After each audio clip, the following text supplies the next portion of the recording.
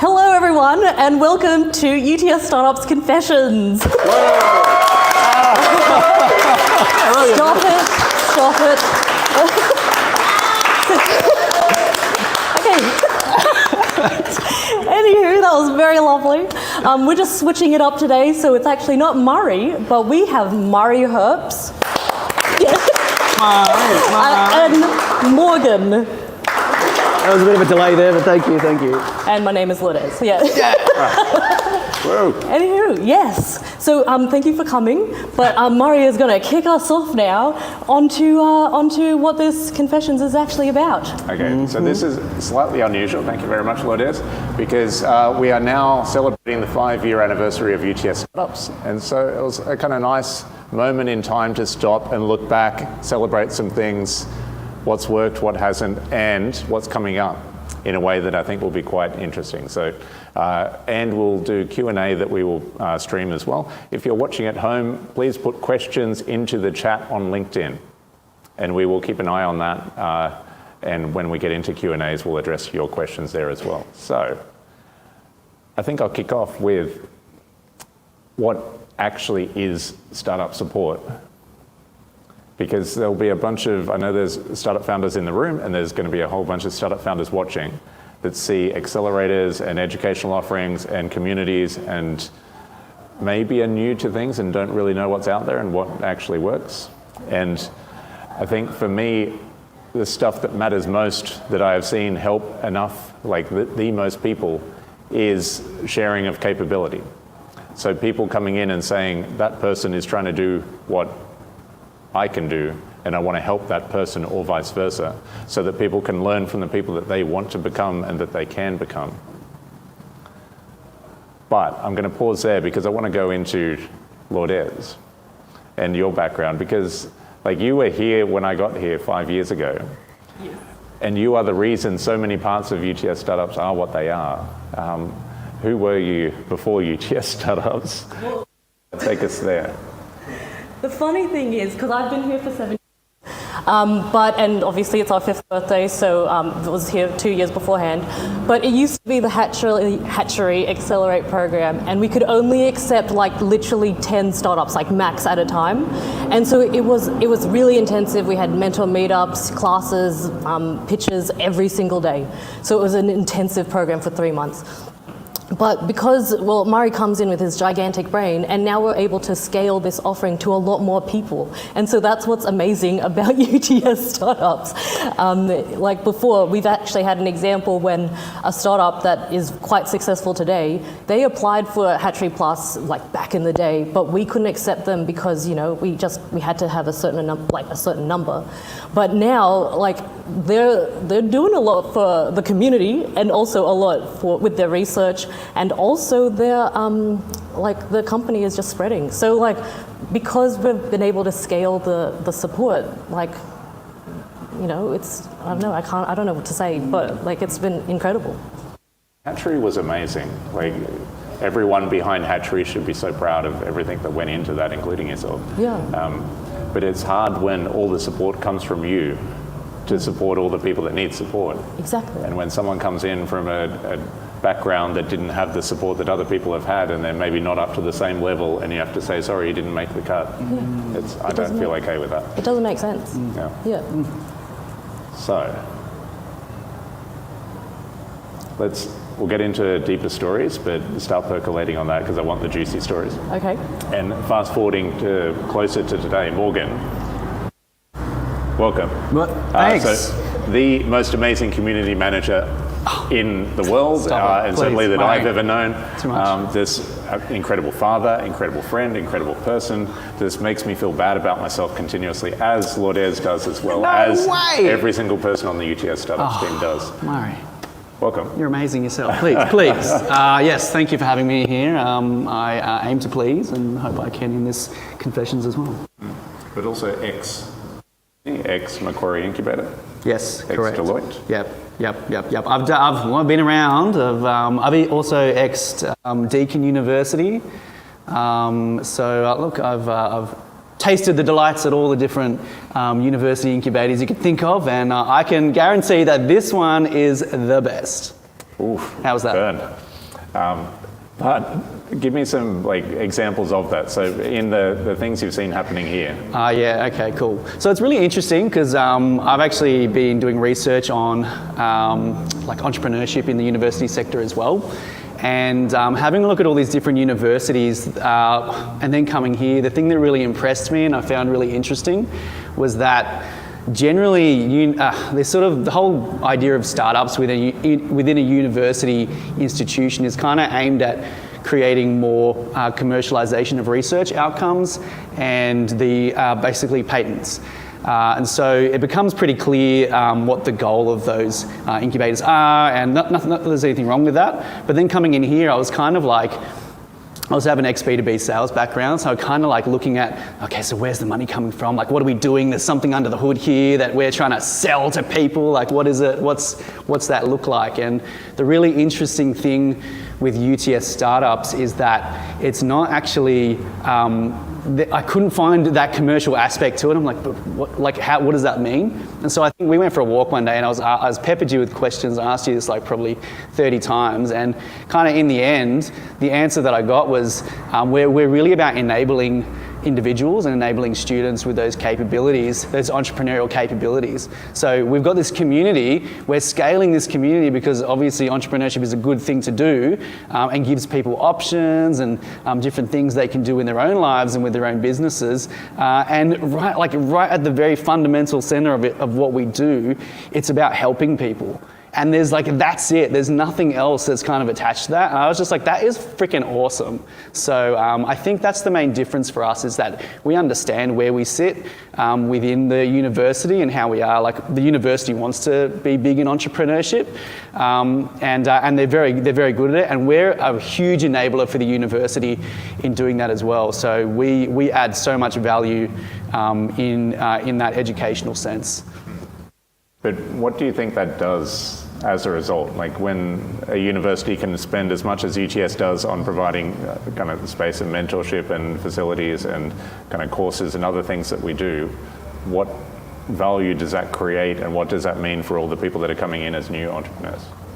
Well, what it means is that people have more opportunity than they would in other senses of an incubator. So traditionally, most of these groups, it's like, and there's nothing wrong with this. I like some of these programs that are very targeted. And it's kind of like that driven outcome approach where you have that hatchery style, small program kind of drives towards that. Because UTS is kind of built on this scale model where it's like, how can we support as many people as possible? It actually, that generates this enormous community of people, and you kind of are then able to tap into the expertise and the skills and the success of all of those groups as well. So it becomes a self-generating kind of like scale up initiative, as opposed to we're not here going like, okay, so we're going to run a program this year. What does the program look like? Let's get 10 people. Okay, goodbye 10 people. Here's another 10. We're just like, let's do it. Let's get people in and get them running their businesses and helping each other.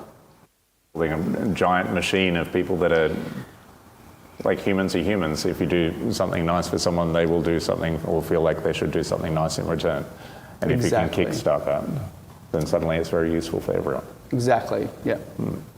Okay, and there's something really, really cool coming up as well. If you're watching, you need to keep watching, because we're going to reveal something in a second that is going to, I think, change startup support here and in other places around Australia. But Lourdes, stories? Early day stories. Yeah. Anything that kind of sticks in your mind of, oh God, that was... We were talking about something, but I've actually forgotten the story I was going to share. I do remember coming in and finding a couple of startups here and going, okay, let's rope those in. It will. At the beginning, it was really small. There was only like I think 10 people in that first photo, and then but they took so much initiative. It was really inspiring me, because on their own onus, they actually would set up the barbecue, or they just wanted to help each other out because it was so small. It gets a bit harder as the community gets bigger, I think, personally, and I think that's one of our challenges. But that's why we have this offering that's coming up soon. But if you do remember the story I was going to tell you, please let me know. Okay. I remember Sorry, that what we were talking about was you had a really good experience. Is that what we were? Oh, that was just one of the... Oh, okay. Well, yeah, no. Like, sorry. can we cut that bit? Yeah. Yeah, cool. No, we're not live yet, are we? Yeah, we're not live, no. are we? Yeah, cool. Okay. So I think that kind of brings me to the thrust of this, because what is the upper limit on people being useful to each other? And how can we kind of break through that limit? What's the upper limit? Being useful to each other. Yeah. Well, as in one of the limitations of giving back, well, we actually discovered in one of our sessions with the cohort was that people really wanted to give back. This was recent. And they were like, we actually just don't know what the community needs. So there was this attitude of, like we have this knowledge. Everyone's got these diverse backgrounds from diverse faculties, like lived experiences, whatever. But they didn't know how to share that. And then so that's why we're trying to but like sort of address it with this new offering that's coming up. Okay. That's right. I wouldn't mind, can I ask you a question? Yeah. Was that okay? Well, I was wondering, because we've been thinking about where we came from and started, and we kind of skipped over you. So we're very keen to understand where you came from and like why, like what made you want to join UTS Startups all those years ago. Just the opportunity that we have here. Like, where else do 8,000 new students turn up every year? Where else can an organisation spend this much of kind of central resourcing on creating an impact on society around them without wanting a financial return directly, or like equity in the companies, or to charge people directly for what we do? Like, for someone like me that cares about this, trying to help a lot of startups to get going, this is an incredible place to get it done. And so that's why I'm here. It's, UTS can do this, I think, better than any other place in the world because of the support that UTS has, the characteristics of UTS students, the kind of location of the university and having Tech Central right out the background.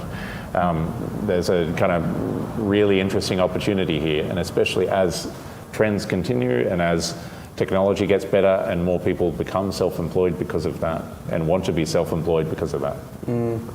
I think there's a wonderful opportunity here, so that's why I'm here. Nice. But well said.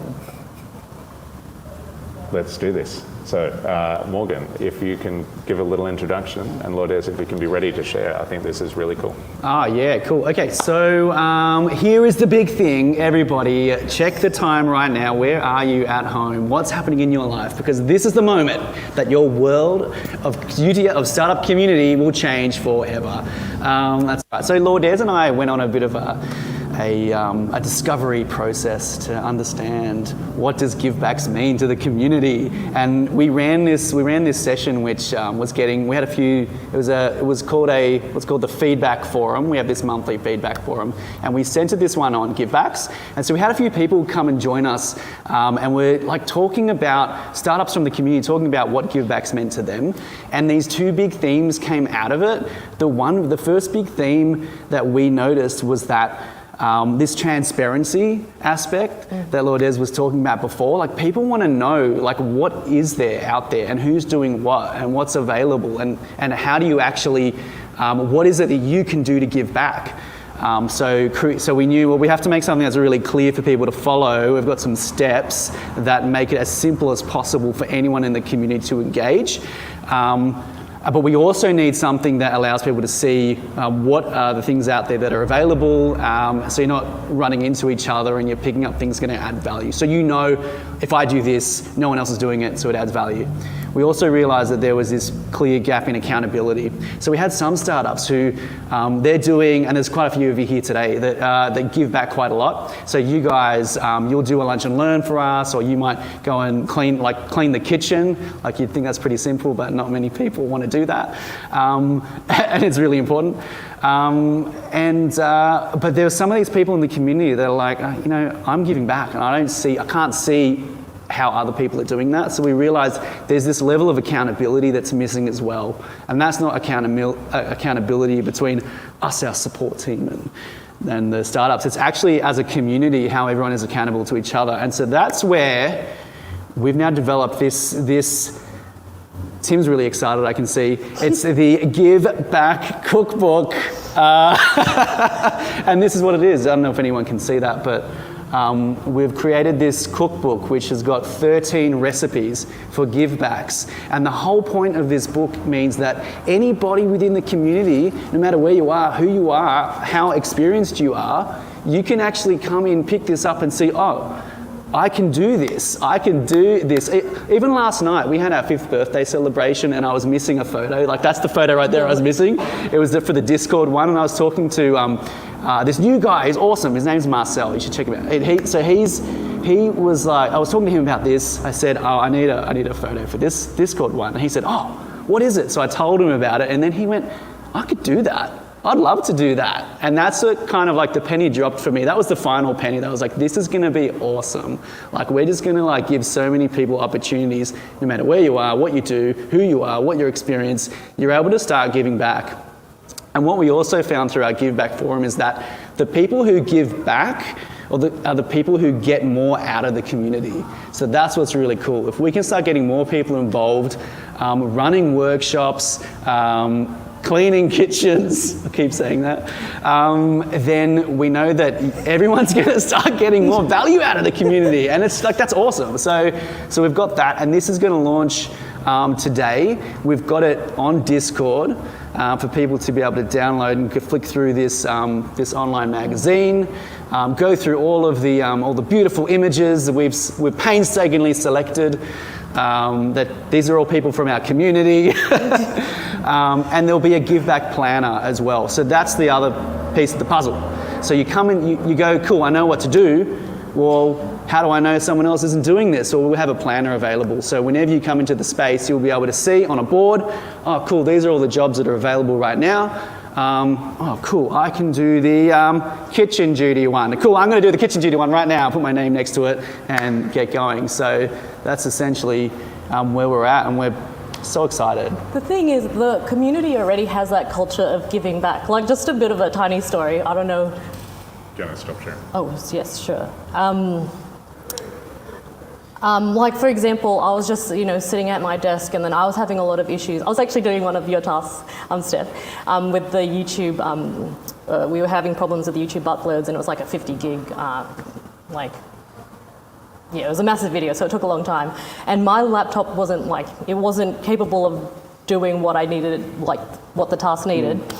And then so people just overheard me, like the team at True Origin, shout out to Sesh and Aaron, because I was just sitting there, like I'm just in my own zone, just doing my thing. And then they happened to notice, like, oh, she needs some help. And then they got up, they came to me like, oh, what do you need? What do you need? I was like, oh, this is happening, blah, blah, blah. They gave me their laptop, they gave me their password. They were like, oh, we'll give you this. And I was like, oh, this team, they're amazing. And then it was just, they were so lovely about it. And this is just what UTS Startups is. People genuinely care about each other and will want to help each other out.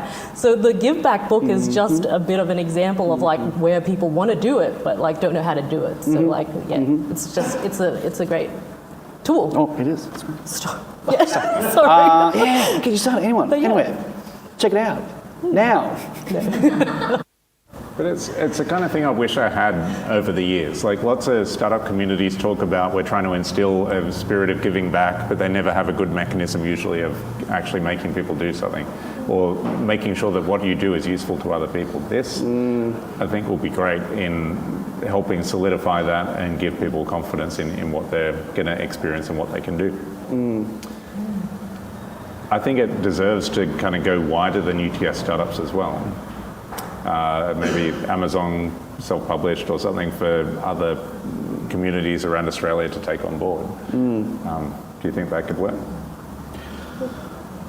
Well, we're going to have to talk the financials, but look, definitely, if we can, we've been talking about creating some kind of a white label product that we could support other incubators with, because this is something that doesn't exist. I was telling a story before when I used to work at another university incubator, which will remain unnamed, but they also had a problem with people doing the dishes. And I'll tell you what else, I meet with every single community manager or whoever it is from a different startup hub I ask them, we talk about all the amazing things that are happening in the place, and they're like, oh, we've got a group that's raising and doing this and doing that, and you're like, yeah, cool, that's amazing.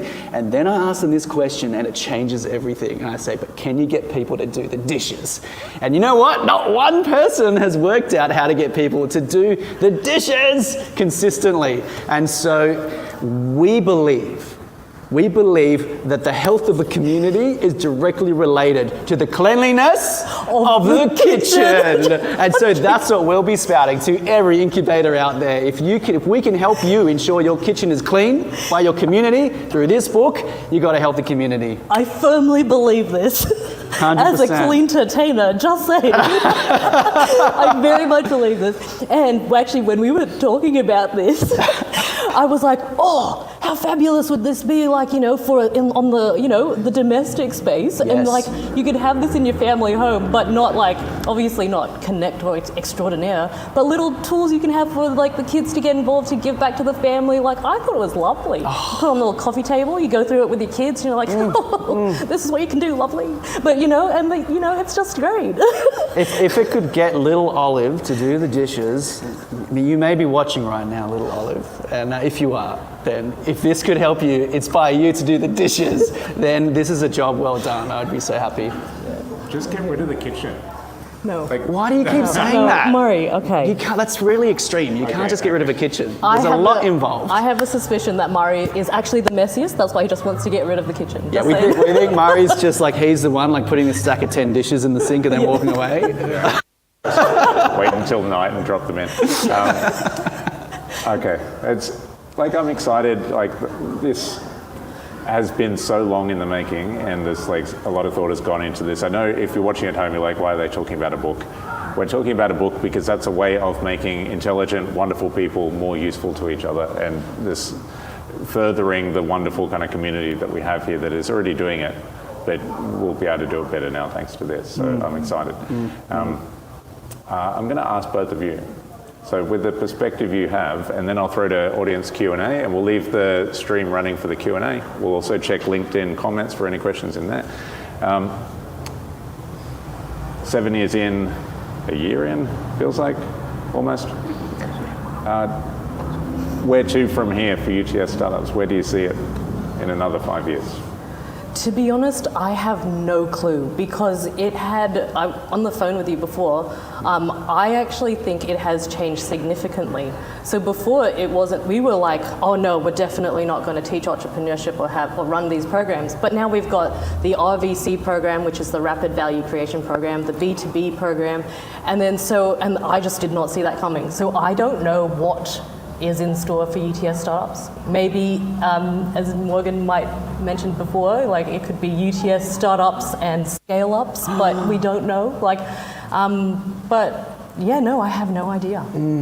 It is a very big part of the UTS strategy, though. We are very important. We are very important, that's true. But yeah, sorry. Any additional thoughts? Sorry? Any additional thoughts? I think that what's going to happen is, if I had a crystal ball, so the B2B program that Lourdes mentioned before, that's run by one of our startups. So that is like the level of input that we get from our community is already exceptional. We have people that are delivering this, like what was it, Tim, an 8-week program, 8-week B2B, 4 weeks, like almost 8 weeks. This long, and the amount of value, like all these people that are B2B businesses were saying to me, this is amazing, this is the best thing I ever did, I'm so lucky to be here. So we've already got people that are doing that. So what I think is this will enable us to do more for startups, by startups kind of thing, which is what we're all about. And that is such an authentic approach to learning, like learning from other people that have already done it and are in your community and can support you in that way. So we're kind of already about scale. We've got over like 600 startups that are members of our community, if you can believe that. This will allow us to scale even further and ensure that people don't get left behind on the journey and continue to be supported. So I think that's what's really exciting about it.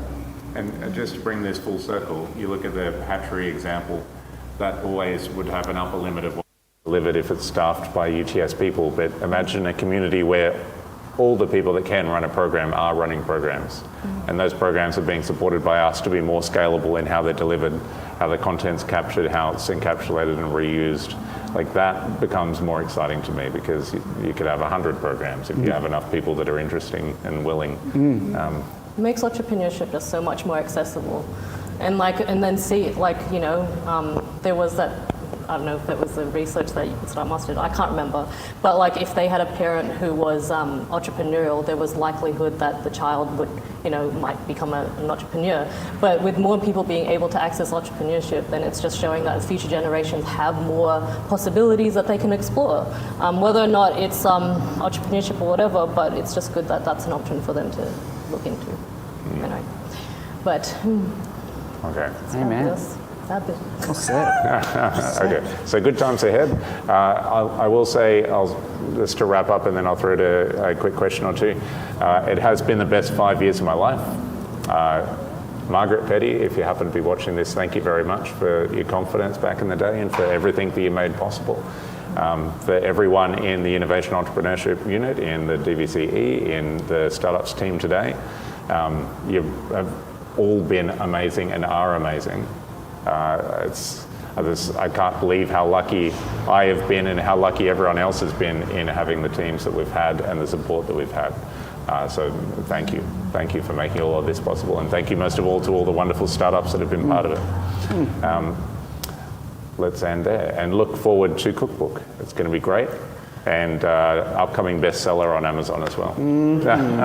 Okay. Any audience questions? Yes, up the back, sir. I have two. Just wait for the microphone, please. Thank you very much. I actually have two questions. One serious and one bit of fun one. I'll start with the serious one. So as you guys have said, the UTS Startups community right now is as vibrant as it has ever been, and will continue to do so and grow. Do you ever see a point where other players in the startup ecosystem, both individual and organization-wise, will be jealous of UTS Startups offerings in terms of they want to join UTS Startups? Because right now I know there's certain eligibility criteria and having to be associated with UTS. But I'm just curious if you see a point where there's more of a public offering, whether that's like with more limited features and various things, and whether you see that in the future as both a way to draw people into UTS, but also giving more people access to some of the resources that UTS Startups has to offer.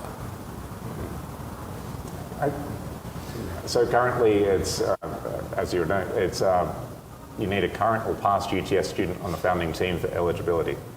I think it's quite easy to find UTS people. There's like 200 and something thousand of them. So I'd say effectively we're open to the public now, but with this, you just have to go and find a UTS person first. So. Or UTS college.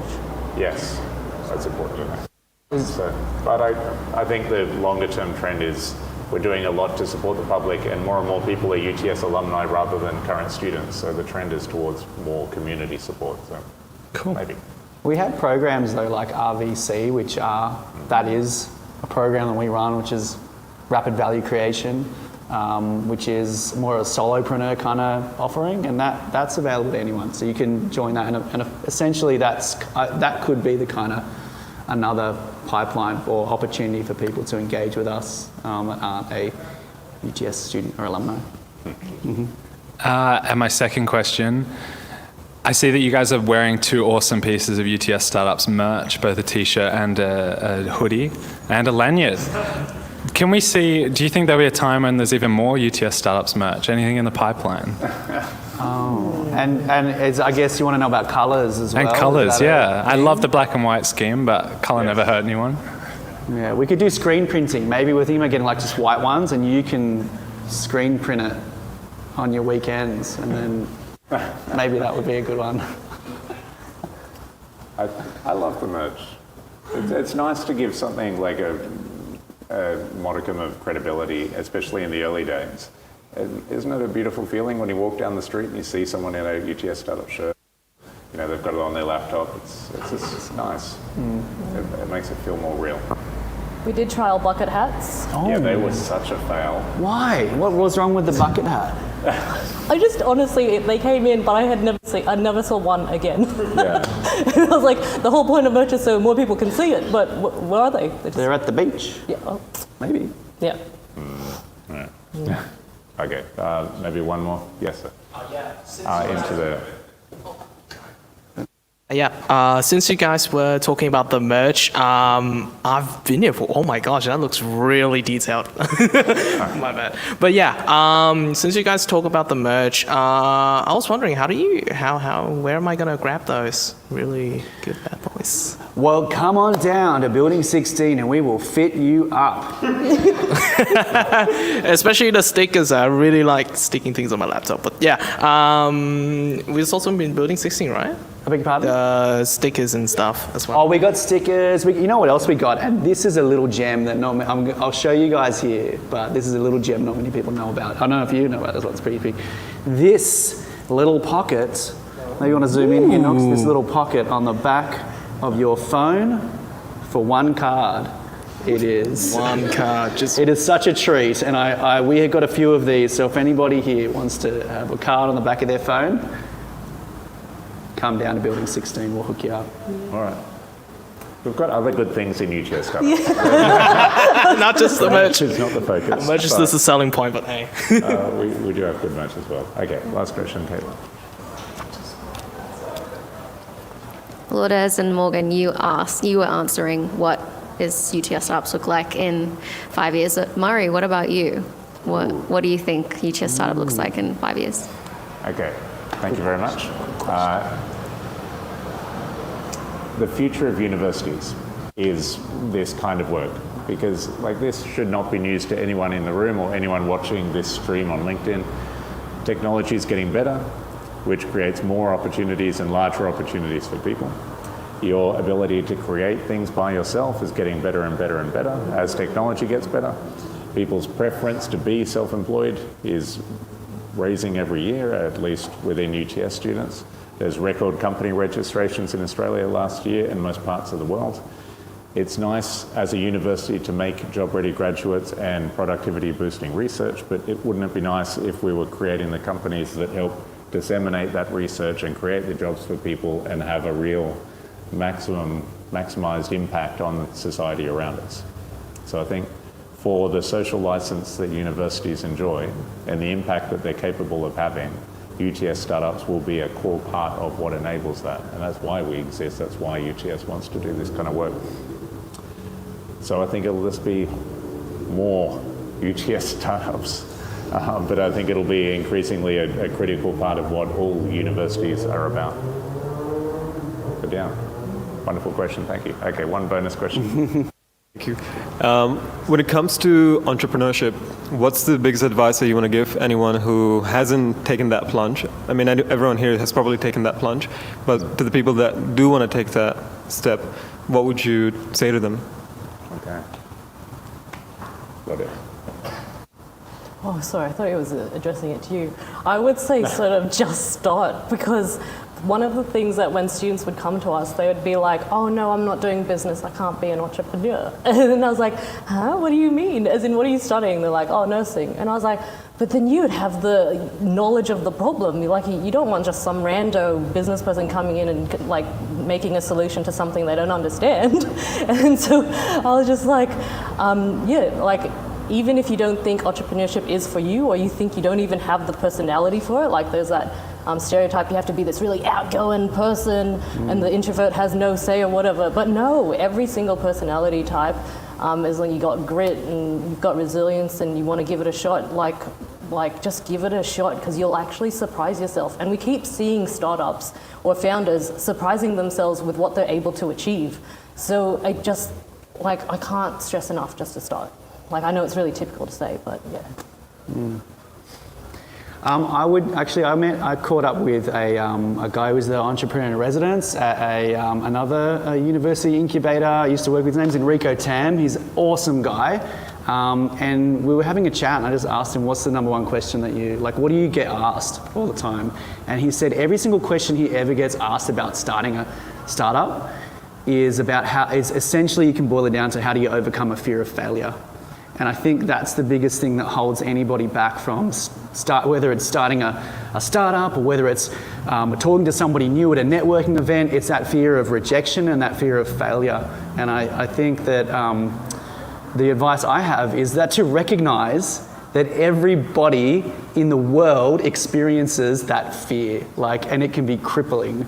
And I think that understanding that everyone feels scared about trying something new, it's a scary thing, is a useful thing to help you overcome that fear and then take that first step.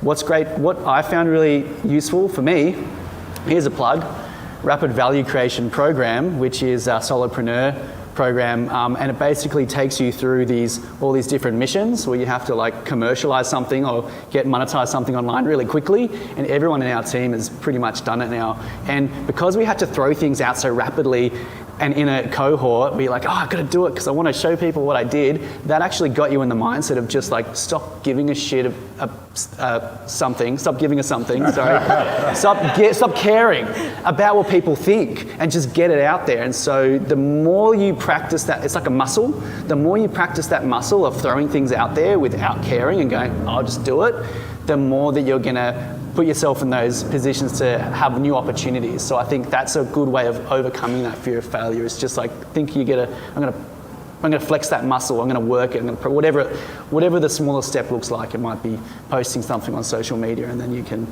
go from there. Every company fails eventually. And it occurs to me, we're sitting in a former bookstore. The bookstore went bankrupt.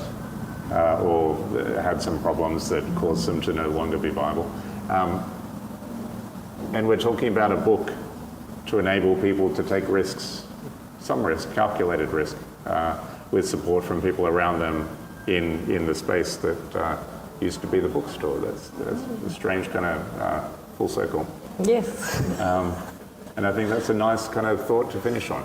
But thank you for a wonderful 5 years. Lourdes, thank you most of all for sticking around for those 5 years and making my life so wonderful. For now. We'll talk. Yeah. But here's to the next 5 years, and thank you very much, everyone.